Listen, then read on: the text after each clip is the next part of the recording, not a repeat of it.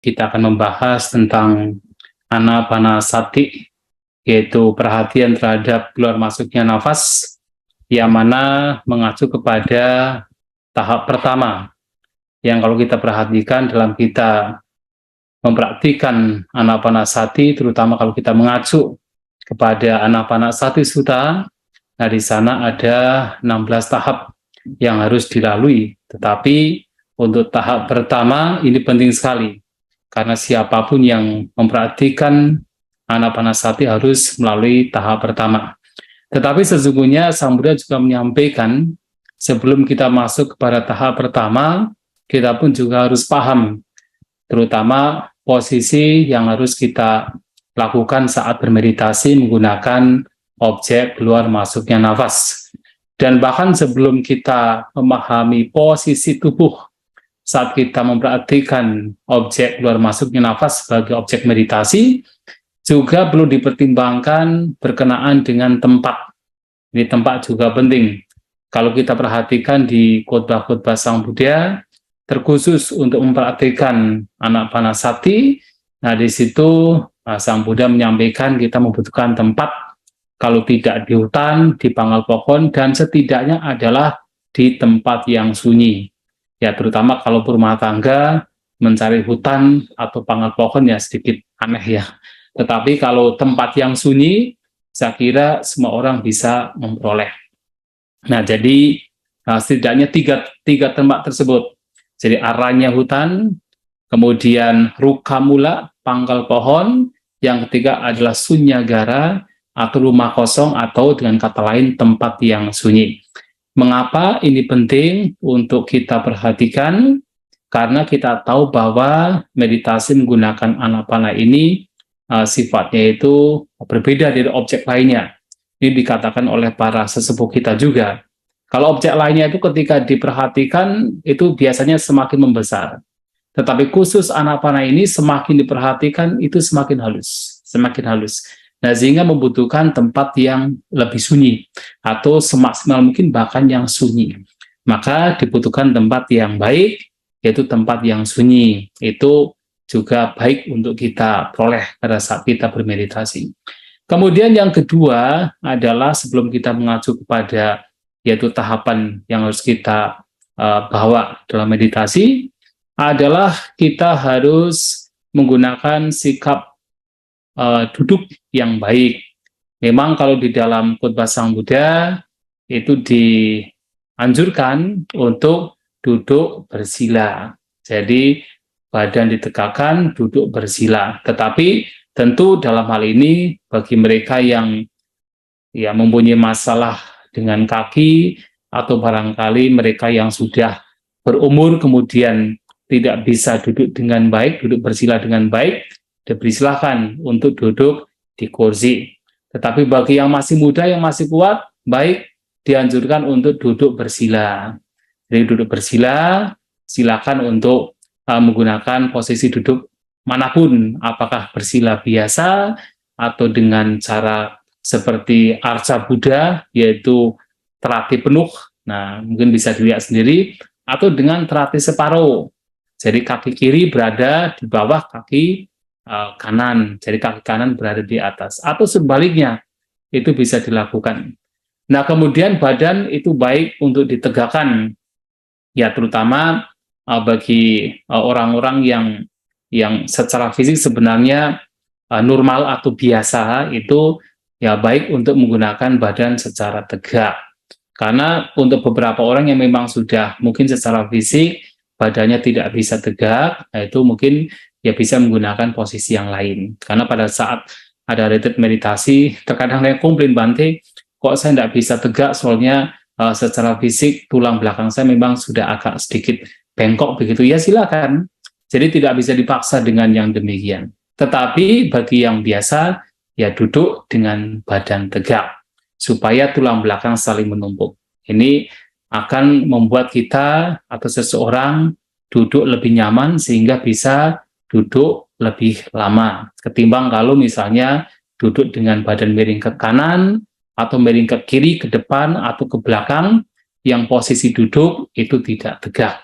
Nah, ini juga membantu sekali. Nah, duduk dengan tegak. Nah, membantunya apa? Terutama adalah karena menggunakan objek keluar masuknya nafas.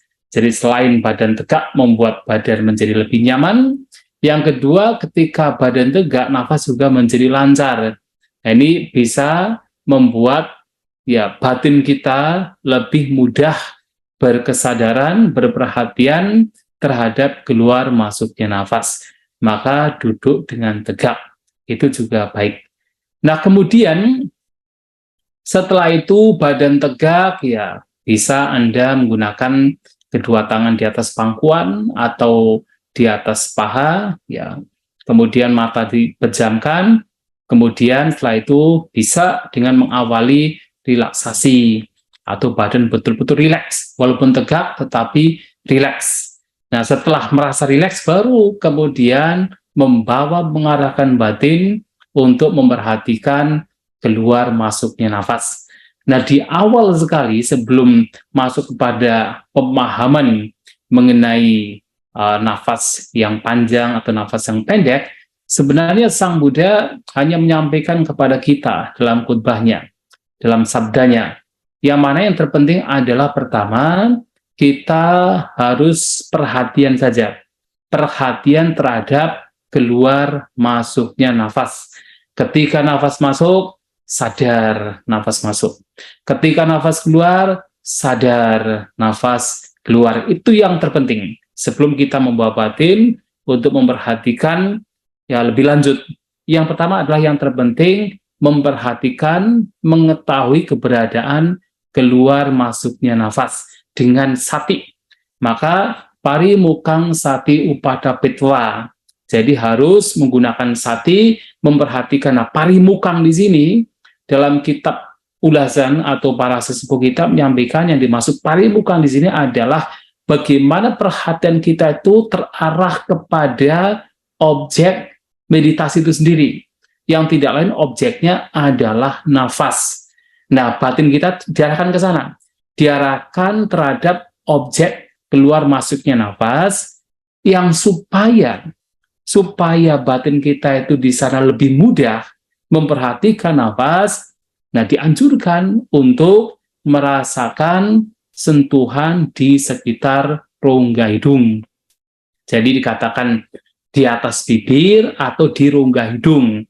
Nah, tetapi biasanya kalau orang Asia karena hidungnya tidak panjang, ini biasanya lebih mudah memperhatikan atau merasakan sentuhan di sekitar rongga hidung, bukan di atas bibir.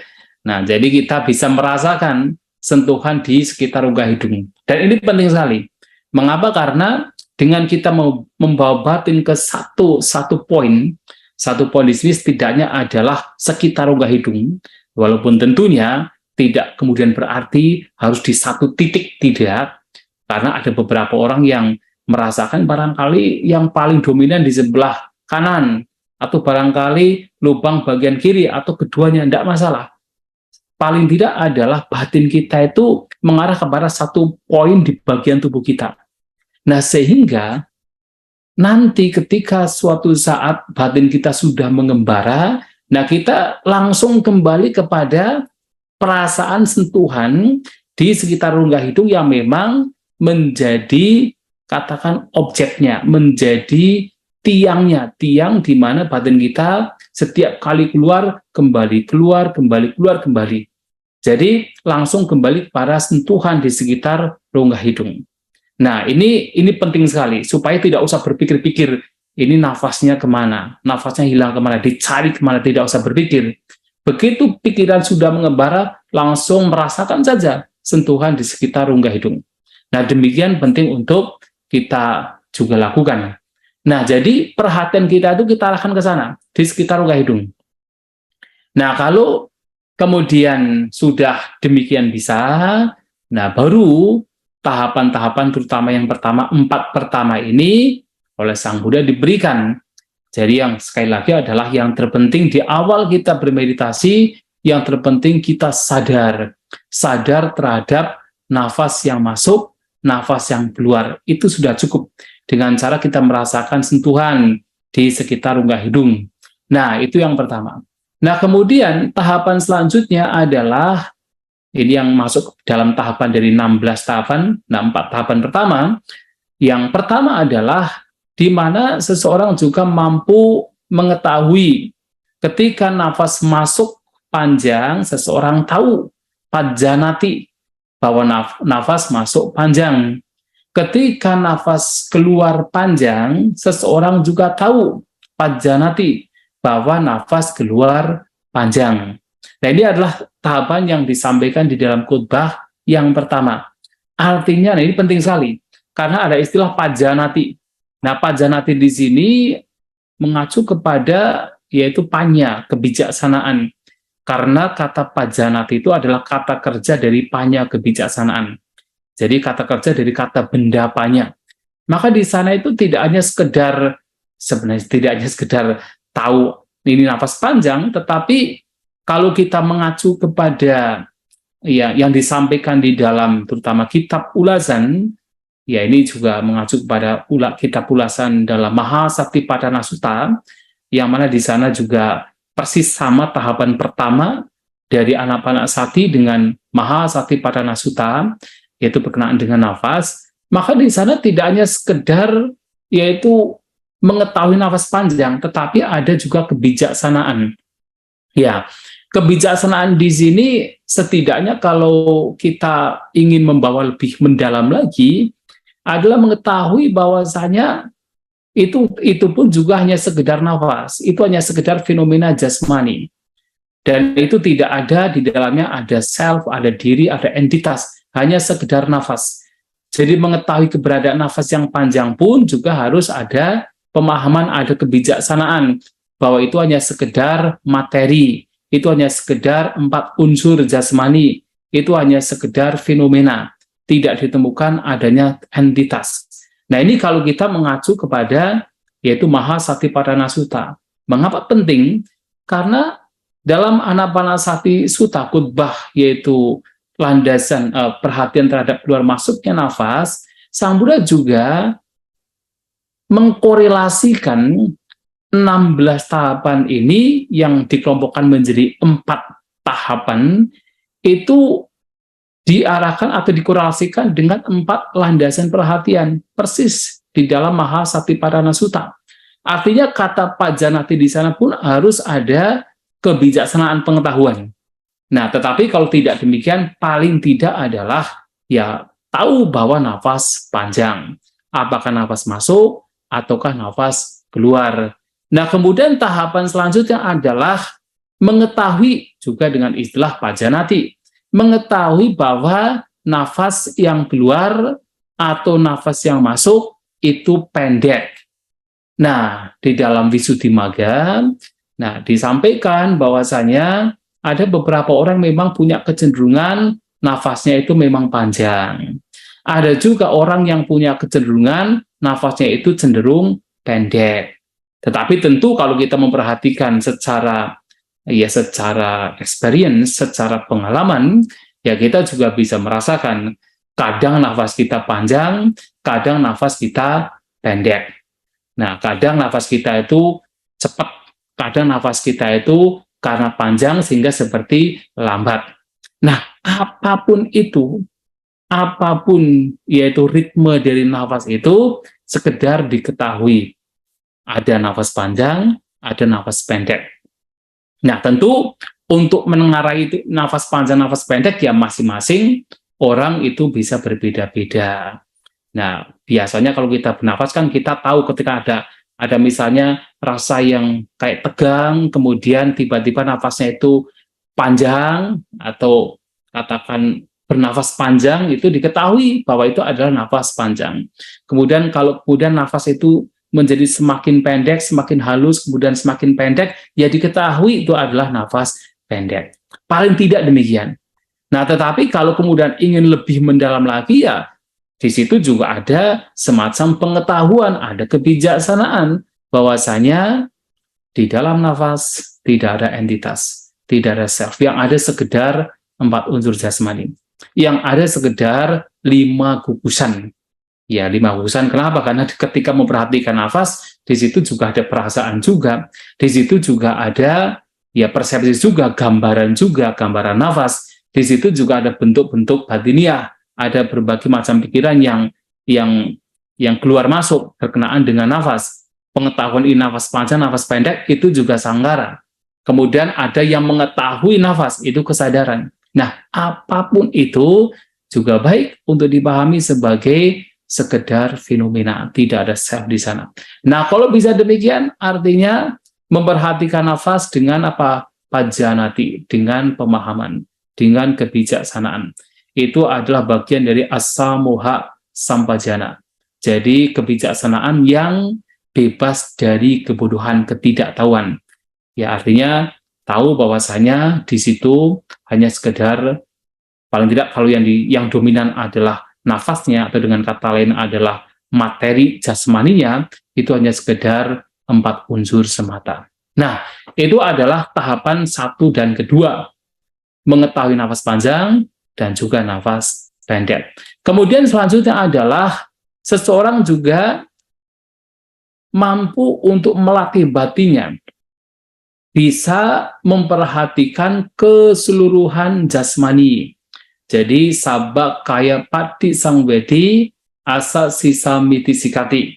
Jadi artinya seseorang berlatih bahwasanya sembari merasakan keseluruhan, kalau dalam istilah kaya memang jasmani, tetapi mengacu pada keseluruhan nafas, nah saya sedang mengeluarkan nafas. Seseorang berlatih pula, sembari merasakan keseluruhan nafas, saya mengeluarkan nafas. Artinya di sini, seseorang berlatih untuk tidak hanya sekedar mengetahui nafas panjang atau nafas pendek, atau di awal sekali sekedar mengetahui ada nafas, tetapi juga mengupayakan bagaimana mampu untuk menyadari keseluruhan nafas dari awal sampai akhir. Jadi ada beberapa orang yang dikatakan hanya bisa menyadari nafas itu hanya depannya saja, tengah dan belakangnya tidak tersadari. Atau ada beberapa orang yang hanya sekedar bisa menyadari tengahnya saja, tahu-taunya sudah tengah, kemudian sama belakang, depannya tidak tersadari. Ataupun hanya belakangnya saja, depan tengahnya tidak tersadari, atau hanya tengah dan belakang saja, atau hanya depan dan tengah saja. Nah, demikian, kalau kemudian seseorang punya, katakan, kapasitas menyadari hanya demikian saja, maka mengupayakan untuk berlatih bagaimana mampu menyadari nafas dari masuk sampai keluar, keseluruhan nafas itu disadari. Nah, kalau bisa demikian, itu sangat-sangat baik. Nah, sehingga tahapan yang ketiga adalah sabak kaya padisangwedi asa sisa mitisikai, asa sisa mitisikati, dan seterusnya. Nah, jadi menyadari, merasakan keseluruhan nafas. Nah, pada saat seseorang memperhatikan nafas, sebenarnya yang tadi saya sampaikan, nafas itu memang akan cenderung semakin tenang, semakin halus. Terutama adalah ketika jasmani juga semakin halus. Jasmani semakin tenang, maka nafas pun juga akan semakin tenang. Sebenarnya ini baik. Mengapa? Karena dalam tahapan selanjutnya, tahapan yang dari bagian pertama, tahap keempat ini, nah seseorang justru harus melatih pasambayang kaya sangkarang asa sisa mitisikati. Pasambayang kaya sangkarang pasa sisa mitisikati. Artinya harus melatih bagaimana reaksi-reaksi dari nafas ini yang tadinya kasar itu harus ditenangkan. Jadi bagaimana melatih batinnya untuk menenangkan nafas itu sendiri. Yang tadinya itu mungkin ritmenya itu berantakan, kadang panjang, kadang pendek. Sebenarnya kalau nanti batin semakin tenang, jasmani semakin tenang, batin semakin tenang, nanti nafas ini pun juga akan semakin tenang. Dan ritmenya itu cenderung stabil. Nah, kalau tidak bisa demikian, ada semacam latihan di situ. Ada semacam latihan di mana membawa batin semakin tenang, sehingga nafas pun juga semakin tenang. Jadi reaksi-reaksi dari nafas ini menjadi semakin tenang. Maka pasambayang, calming down. Jadi membuat tenang. kaya sangkara. Jadi kaya di sini lagi-lagi mengacu pada nafas sangkara, ada reaksi. Reaksi dari nafas ini itu ditenangkan. Apakah pada saat nafas keluar atau pada saat nafas masuk.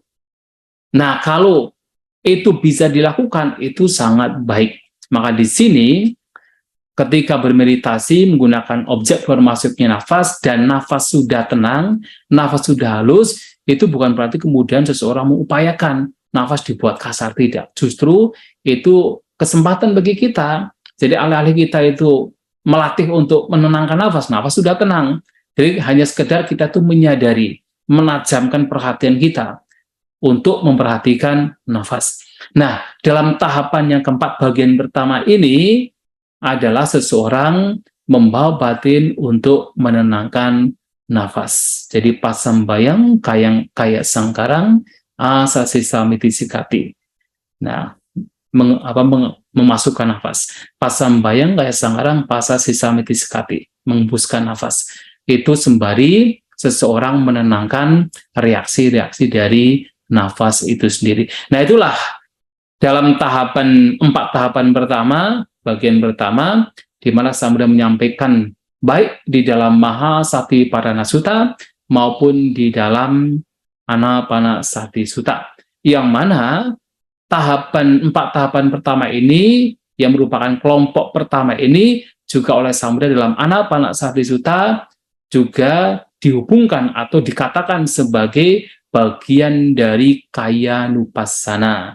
Jadi dari empat landasan perhatian, ini adalah landasan perhatian yang pertama berkenaan dengan kaya, berkenaan dengan jasmani.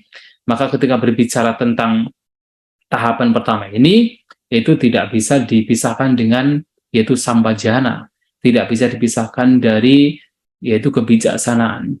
Ya, artinya memperhatikan nafas, tetapi juga di sana harus ada sambajana, harus ada kebijaksanaan.